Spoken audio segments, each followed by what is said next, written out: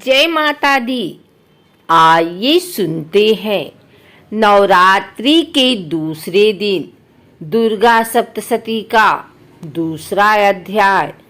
महर्षि मेधा बोले, प्राचीन काल में देवताओं और असुरों में पूरे 100 वर्षों तक घोर युद्ध हुआ और देवराज इंद्र देवताओं के नायक थे। इस युद्ध में देवताओं की सेना परास्त हो गई थी और इस प्रकार संपूर्ण देवताओं को जीत महिषासुर इंद्र बन बैठा था। युद्ध के पश्चात हारे हुए देवता प्रजापति श्री ब्रह्मा को साथ लेकर उस स्थान पर पहुँचे जहाँ पर कि भगवान शंकर विराजमान थे। देवताओं ने अपनी हार का सारा वृतांत भगवान श्री विष्णु और शंकर जी से कह सुनाया।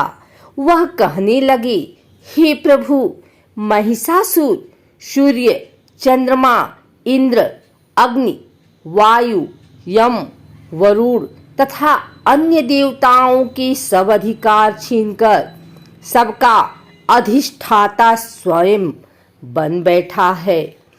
उसने समस्त देवताओं को स्वर्ग से निकाल दिया है। वह मनुष्यों की तरह पृथ्वी पर विचर रहे हैं। दैत्यों की सारी करतूत हमने आपको सुना दी है और आपकी शरण में इसलिए आए हैं कि आप उनके वध का कोई उपाय सोचें। देवताओं की बातें सुनकर भगवान श्री विष्णु और शंकर जी को दैत्यों पर बड़ा गुस्सा आया। उनकी भौहें तन गई और आंखें लाल हो गई। गुस्से में भरे हुए भगवान विष्णु के मुख से बड़ा भारी तेज निकला और उसी प्रकार का तेज भगवान शंकर, ब्रह्मा और इंद्र आदि दूसरी देवताओं के मुख से प्रकट हुआ। फिर वह सारा तेज एक में मिल गया और तेज का पुंज वह ऐसे दिखता था जैसे कि जाज्वल्यमान पर्वत हो। देवताओं ने देखा कि उस पर्वत की ज्वाला चारों ओर फैली हुई थी और देवताओं के शरीर से प्रकट हुए तेज की किसी अन्य तेज से तुलना नहीं हो सकती थी। एक स्थान पर इकट्ठा होने पर वह तेज एक देवी के रूप में परिवर्तित हो गया और अपने प्रकाश से तीनों लोकों में व्याप्त जान पड़ा। वह भगवान शंकर का तेज था। उससे देवी का मुख प्रकट हुआ। यमराज के तेज से उनके सिर के बाल बने। भगवान श्री विष्णु के तेज से उनकी भुजाएं बनी। चंद्रमा के तेज से दोनों स्तन और इंद्र के तेज से जंघा तथा पिंडली बनी और पृथ्वी के तेज से नितंब भाग बना। ब्रह्मा के तेज से दोनों चरण और सूर्य के तेज से उनकी अंगुलियां पैदा हुईं। वसुओं के तेज से हाथों की अंगुलियां एवं कुबेर के तेज से नासिका बनी। प्रजापति के तेज से उनके दांत और अग्नि के तेज से उनके नेत्र बने। संध्या के तेज से उनकी भौहें और वायु के तेज से उनके कान प्रकट हुए। इस प्रकार उस देवी का प्रादुर्भाव हुआ था। महिषासुर से पराजित देवता उस देवी को देखकर अत्यंत प्रसन्न हुए। भगवान शंकर ने अपने त्रिशूल में से एक त्रिशूल निकालकर उस देवी को दिया और भगवान विष्णु ने अपने चक्र में से एक चक्र निकालकर उस देवी को दिया। वरुण ने देवी को शंख भेंट किया। अग्नि ने इन्हें शक्ति दी। वायु ने उन्हें धनुष और बाण दिए। सहस्त्र नेत्रों वाले श्री देवराज इंद्र ने उन्हें अपने वज्र से उत्पन्न करके वज्र दिया और ऐरावत हाथी का 1 घंटा उतारकर देवी को भेंट किया। यमराज ने उन्हें काल दंड में से एक दंड दिया। वरुण ने उन्हें पास दिया। प्रजापति ने उस देवी को स्फटिक की माला दी और ब्रह्मा जी ने उन्हें कमंडलू दिया। सूर्य ने देवी के समस्त रोमों में अपनी किरणों का तेज भर दिया। काल ने उन्हें चमकती हुई ढाल और तलवार दी और उज्जवल हार और दिव्य वस्त्र उन्हें भेंट किए और इनके साथ ही उसने दिव्य चूड़ामणि दी, 2 कुंडल, कंकड़, उज्जवल अर्धचंद्र बाहों के लिए बाजूबंद, चरणों के लिए नुपुर, गले के लिए सुंदर हसली और अंगुलियों के लिए रत्नों की बनी हुई अंगूठियां उसे दी। विश्वकर्मा ने उनको फरसा दिया और उसके साथ ही कई प्रकार के अस्त्र और अभेद कवच दिए और इसके अतिरिक्त उसने कभी भी कुम्हलाने वाले सुंदर कमलों की मालाएं भेंट की। समुद्र ने सुंदर कमल का फूल भेंट किया। हिमालय ने सवारी के लिए सिंह और तरह तरह के रत्न देवी को भेंट किए। यक्षराज कुबेर ने मधु से भरा हुआ पात्र और शेषनाग ने उन्हें बहुमूल्य मणियों से विभूषित नागहार भेंट किया। इसी तरह दूसरे देवताओं ने भी उन्हें आभूषण और अस्त्र देकर उनका सम्मान किया। इसके पश्चात देवी ने उच्च स्वर से गर्जना की। उनके इस भयंकर नाद से आकाश गूंज उठा। देवी का वह उच्च स्वर हुआ सिंहनाद समा न सका। आकाश उनके सामने छोटा प्रतीत होने लगा। उससे बड़े जोर की प्रतिध्वनि हुई जिससे समस्त विश्व में हलचल मच गई और समुद्र कांप उठे। पृथ्वी डोलने लगी और सब के सब पर्वत हिलने लगे। देवताओं ने उस समय प्रसन्न हो सिंहवाहिनी जगतमयी देवी से कहा, देवी तुम्हारी जय हो। इसके साथ महर्षियों ने भक्तिभाव से विनम्र होकर उनकी स्तुति की। संपूर्ण त्रिलोकी को शोक मग्न देखकर दैत्यगण अपनी सेनाओं को साथ लेकर और हथियार आदि सजाकर उठ खड़े हुए। महिषासुर के क्रोध की कोई सीमा नहीं थी। उसने क्रोध में भरकर कहा, यह सब क्या उत्पात है।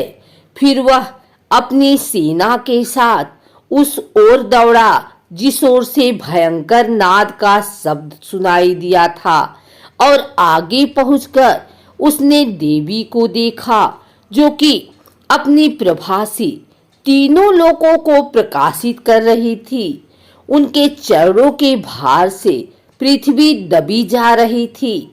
माथे के मुकुट से आकाश में एक रेखा सी बन रही थी और उनके धनुष की टंकार से सब लोग क्षुब्ध हो रहे थे। देवी अपनी सहस्त्रों भुजाओं को संपूर्ण दिशाओं में फैलाए खड़ी थी। इसके पश्चात उनका दैत्यों के साथ युद्ध छिड़ गया और कई प्रकार के अस्त्र शस्त्रों से सबकी सब दिशाएं उद्भासित होने लगी।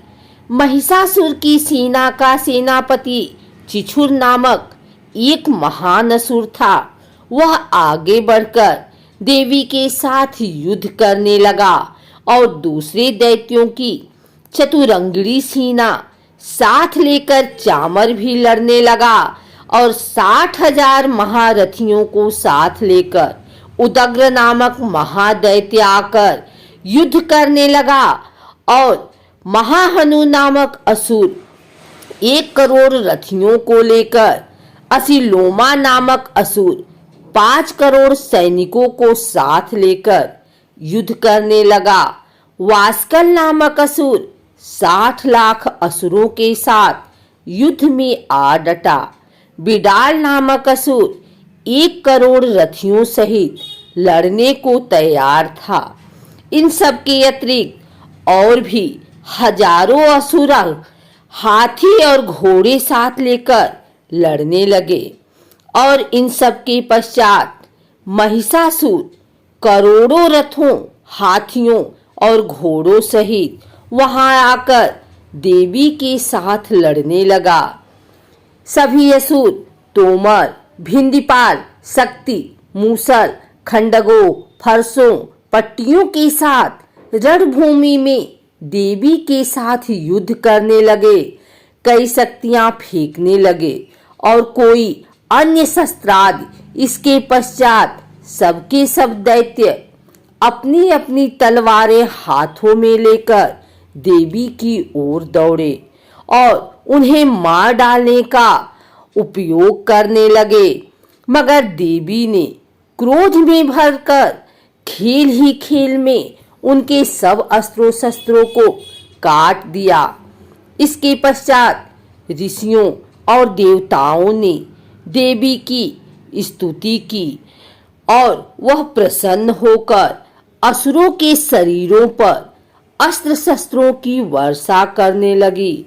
देवी का वाहन भी क्रोध में भरकर दैत्य सेना में इस प्रकार विचरने लगा जैसे कि वन में दावानल फैल रहा हो। युद्ध करती हुई देवी ने क्रोध में भरकर श्वासों को छोड़ा। वह तुरंत ही सैकड़ों हजारों गणों के रूप में परिवर्तित हो गए। फरसे, भिंडीपाल, खड़ग तथा पट्टिस इत्यादि अस्त्रों के साथ दैत्यों से युद्ध करने लगे। देवी की शक्ति से बढ़े हुए वह गण दैत्यों का नाश करते हुए ढोल, शंख व मृदंग आदि बजा रहे थे। तदंतर देवी ने त्रिशूल, गदा, शक्ति, खड़ग इत्यादि से सहस्त्रों असुरों को मार डाला। कितनों को घंटे की भयंकर आवाज से ही यमलोक पहुंचा दिया। कितने ही असुरों को उन्होंने पास में बांधकर पृथ्वी पर धर घसीटा। कितनों को अपनी तलवार से टुकड़े टुकड़े कर दिए और कितनों को गदा की चोट से धरती पर सुला दिया।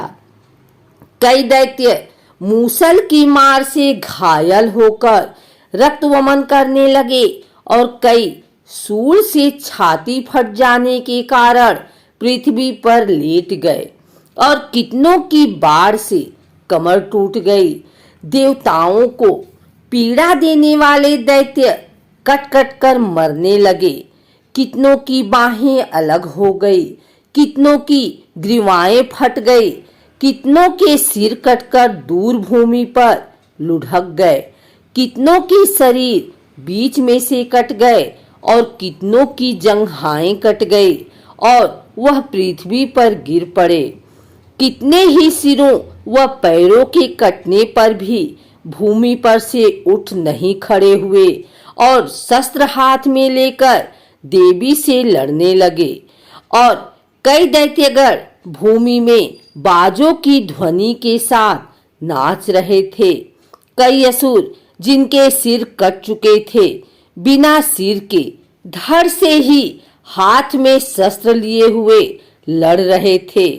दैत्य रह रहकर ठहरो ठहरो कहते हुए देवी को युद्ध के लिए ललकार रहे थे। जहां पर यह घोर संग्राम हुआ था वहां की भूमि रथ, हाथी, घोड़े और असुरों की लाशों से भर गई थी और असुर सेना के बीच में रक्तपात होने के कारण रुधिर की नदियां बह रही थी।